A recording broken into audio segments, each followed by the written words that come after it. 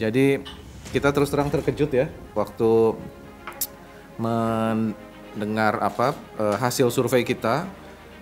Kerja Demokrat yang luar biasa, memang pertumbuhannya sangat luar biasa, eskalatif gitu. Kalau kondisinya lagi aman, tentram ya, melejit mungkin itu biasa ya. Tapi ini kondisi lagi sulit, partai politik justru bisa melakukan kerja-kerja yang memberikan harapan artinya kepada masyarakat sehingga dia percaya pada partai politik dan itu terlihat dalam bentuk keinginan untuk memilih partai. Saya senang pernyataan dari Mas AHY yang mencermati bahwa hasil survei Litbang Kompas itu trennya naik. Ya itulah memang posisinya seperti itu. Hanya memang saya titip pesan saja, kalau pada satu saat turun, janganlah disalahkan surveinya. Ya memang turun, biasanya kan selalu begitu. Orang yang sedang naik tuh happy-happy gitu kan. Ketika turun, lu kadrun lah, lu begini. Itu terbiasa pengalaman kita menjadi seperti itu ya. Itu yang selalu kita bekerja dalam metodologi yang sangat bisa dipertanggungjawabkan, ya potretnya hasilnya begitu.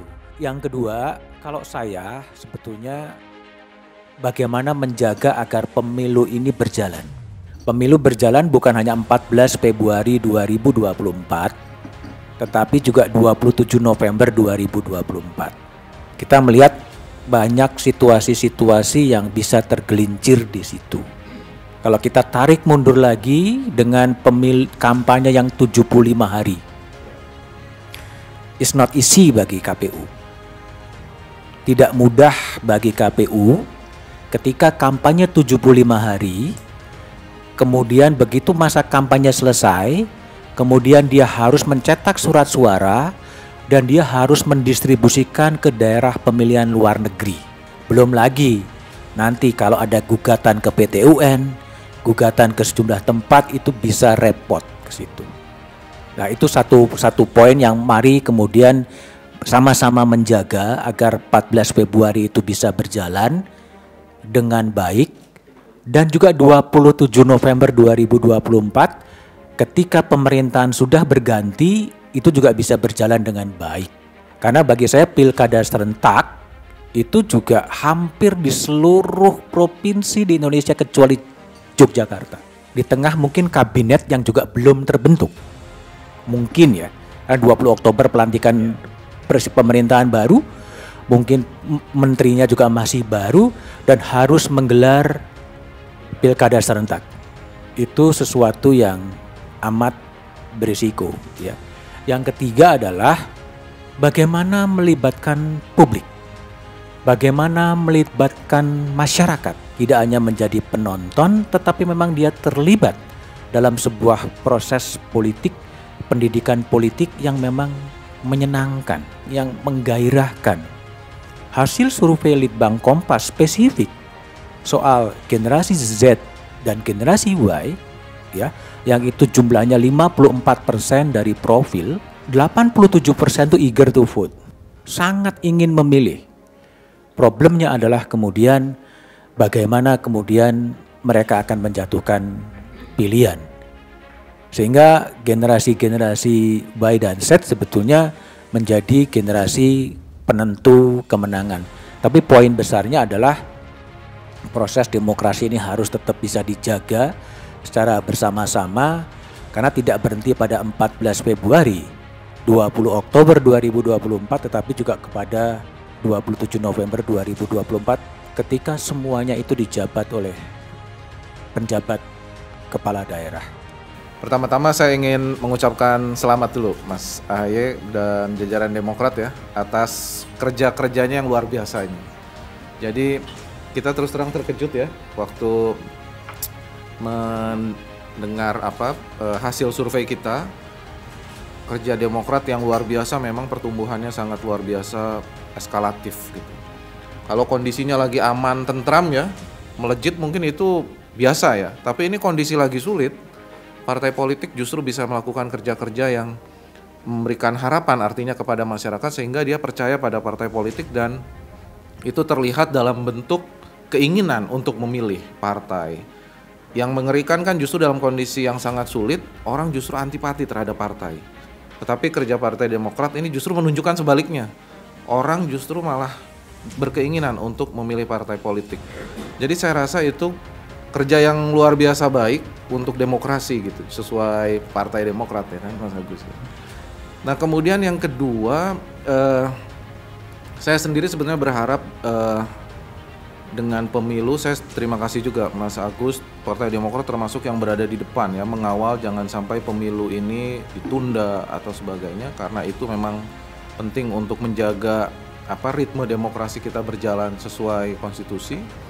Tetapi yang terpenting juga saya merasa Partai Demokrat ini jangan-jangan betul-betul sekarang ini posisi yang sangat matang.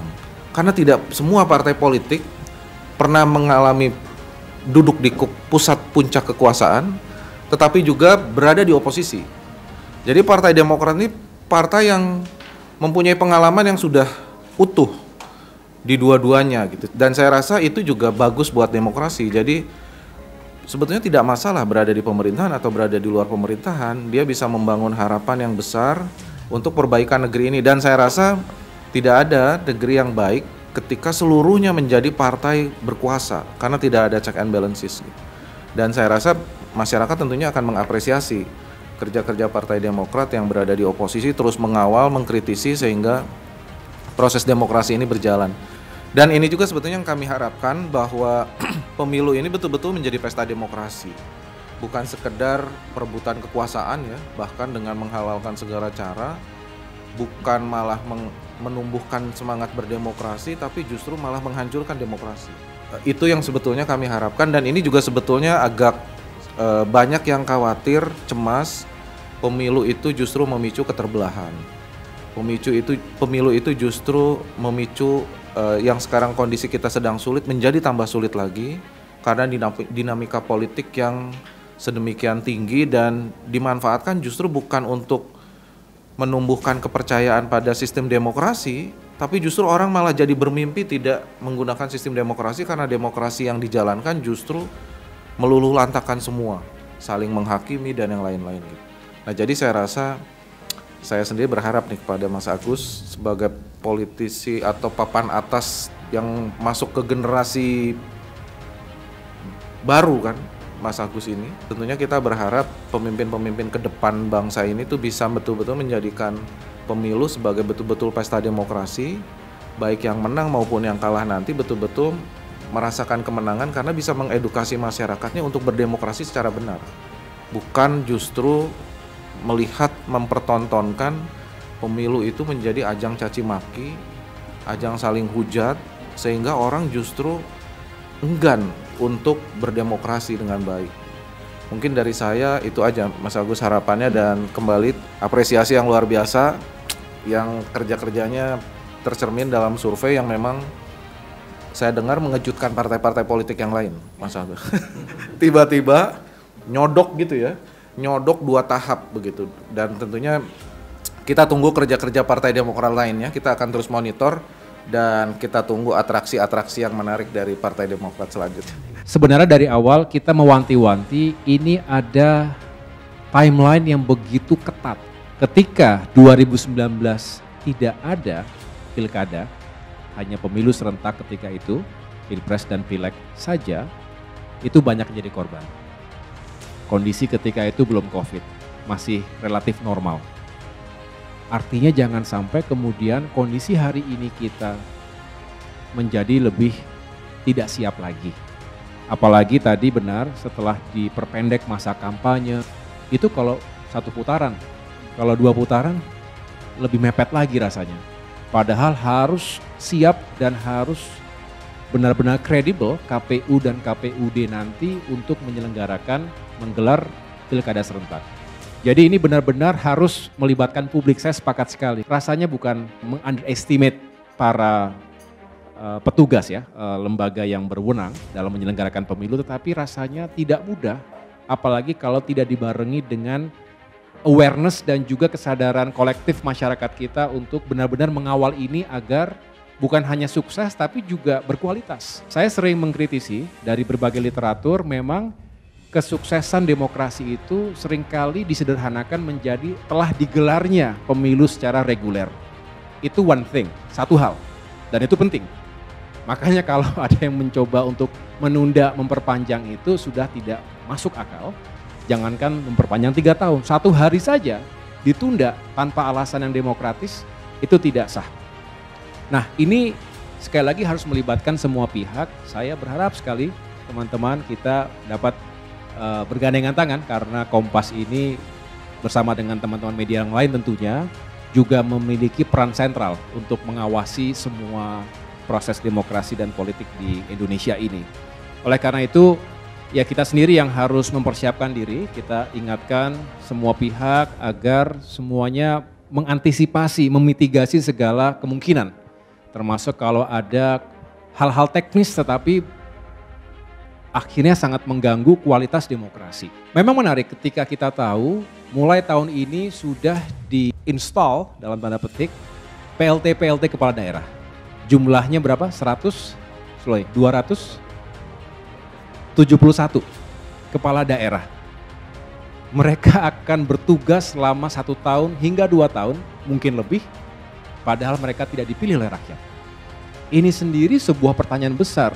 Bagaimana kita meyakinkan mereka bisa berlaku dengan profesional tanpa ada muatan-muatan tertentu untuk mempersiapkan whoever, siapapun yang dianggap dijagokan pada saat pemilu dan next pilkada. Ini sebuah pertanyaan besar, bukan curiga. Tetapi kalau kita menganggap semuanya baik-baik saja, kalau ada sesuatu kita semua terlambat mencegahnya. Jadi bagi saya kita harus yakinkan ini juga penting sekali peran media untuk turut mengawasi ini semuanya.